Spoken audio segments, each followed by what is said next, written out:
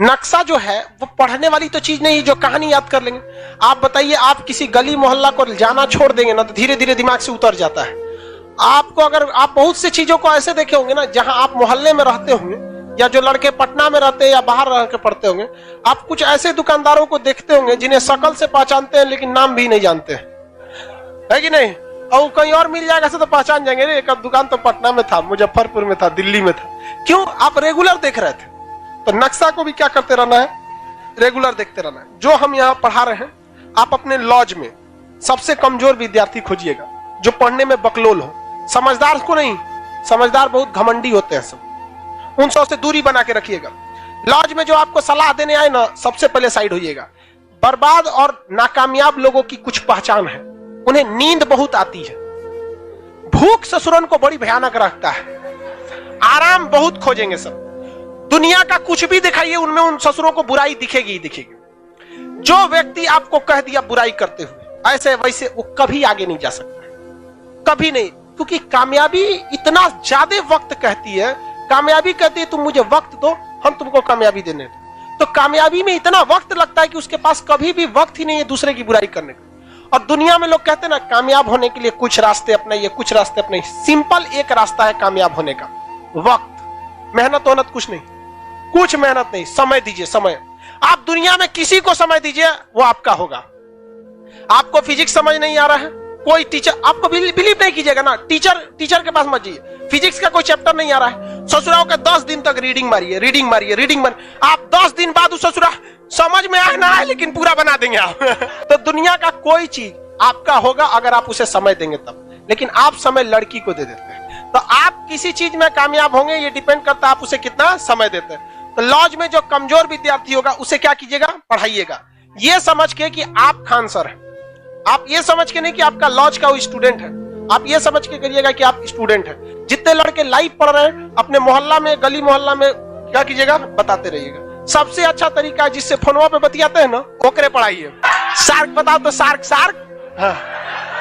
देखिएगा, तब उधर से फोन करके डिस्टर्बो ना करेंगे। क्या जरूरत है तो नहीं पूछ लेगा खाना खाएगी नहीं, अरे खाइए लेगा, मरने जाएगा, खाएगा नहीं तो। एक बार हमको याद है कि ग्रेजुएशन में बीएससी में थे हम, मेरे मार्क्स बहुत ही खराब थे। ग्रेजुएशन 49% था। इतना कम बहुत खराब होता है, ये तो एक नॉर्मल से भी लड़कों का भी इससे ज्यादा ही आता है। मार्क्स बहुत कम आए थे, हम टेंशन में हो गए थे वहां पे। तो उन्होंने कहा टेंशन क्या लेते हो, लाइफ में टॉप करो, स्कूल या एग्जाम में टॉप किए ना किए कोई फर्क नहीं पड़ता है यहाँ पर।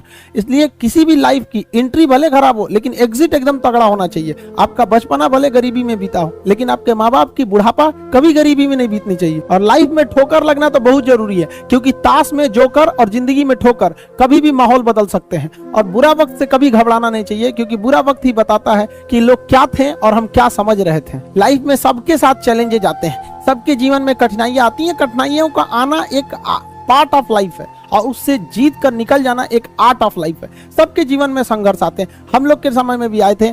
बहुत सारे लोग ठग के चले गए, हमको तो इतना ज्यादा ठगा गया कि हम पटना केवल इसीलिए रुके कि हमको घर जाने का पैसा नहीं छोड़ा था। इस तरह से हमको यहाँ पर नोच लिया था लोगों ने। लेकिन हम धैर्य रखे, अपने टीचर से बात की तो उन्होंने काफी मधुर भाषा में बोला कि देखो बेटा, जीवन में किसी को ठगना पाप है, ठगा जाना कभी पाप नहीं है। तो तुम्हें कोई ठग रहा है तो ये उसकी गलती है, जीवन में तुम किसी को मत ठगना।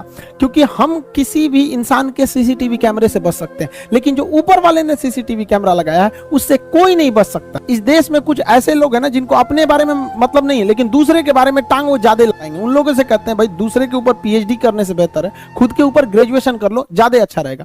लड़का को फ्रस्ट्रेट होता है तो एक बार अपना टाइम टेबल बनाएगा, सुधारेगा। भाई इतना ऐसा टाइम टेबल बनाओ जो दिल में रहता हो। और बहुत से लड़कों को देखते हैं कि सुबह 4 बजे उठते हैं, हमने अपनी लाइफ में कभी 4 बजे नहीं उठेंगे तो पूरा दिन डिस्टर्ब रहेगा। आप जिस समय कंफर्टेबल है उस समय उठिए। लेकिन हाँ, एक बात जरूर याद रखिएगा, जितना जल्दी उठेंगे उतना ज्यादा आपके पास वर्क टाइम ज्यादा रहेगा। अब देर से सो के उठेंगे तो आप एक अच्छा सा वर्किंग टाइम को गंवा चुके रहेंगे। तो एटलीस्ट कोशिश कीजिए कि भाई बहुत से बहुत तो 6-7 के बीच में उठ ही जाइए। और पहले उठते हैं तो ये अच्छी बात है, लेकिन ऐसा नहीं है कि जो पहले नहीं उठते हैं उनके लिए बहुत गलत बात।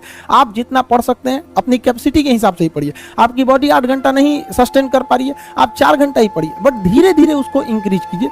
हर चीज के लिए होता है, आप अपनी बॉडी के हिसाब से किसी काम को करिए। आप किसी भी काम को अगर लगातार 21 दिन